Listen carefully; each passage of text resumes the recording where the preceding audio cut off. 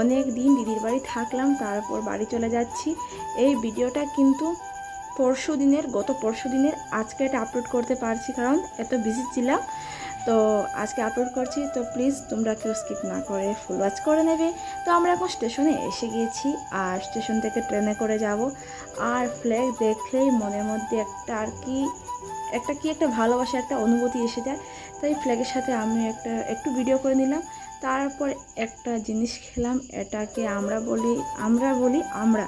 তো এটা অনেক টেস্টিও ছিল, একটু মিষ্টি ছিল। আর এখানে আমরা ট্রেনে বসে পড়েছি, ট্রেনটাও চলতে শুরু করে দিল। আর এদিকে ট্রেনের সাথে ওদেরও লাফালাফিটা শুরু হয়ে গেল। একদম একদম ফ্রি, একদম আর কি, ডাব্বাটা খালি ছিল, তাই ওরা অনেক বেশি এনজয় করলো।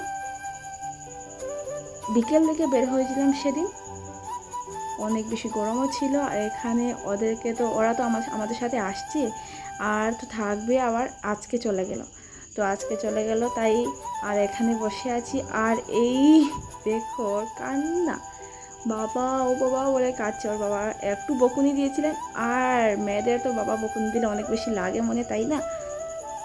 তো কথা বলতে বলতে আমরা আমাদের বোধপুর স্টেশনে এসে গেলাম। স্টেশনে এসে গেছি, আর দেখো এখানে ওর হাঁটাটা দেখো, একটু আগে কাঁদলো আর এখন দেখো কীরকম হাঁটছে।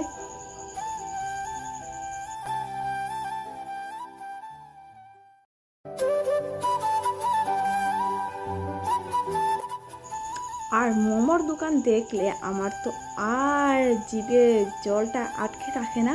এসে গেলাম একটু মোমো কিনতে। সব বন্ধুরা, আজকে ভিডিওটা এখানে শেষ। Tata, bye bye.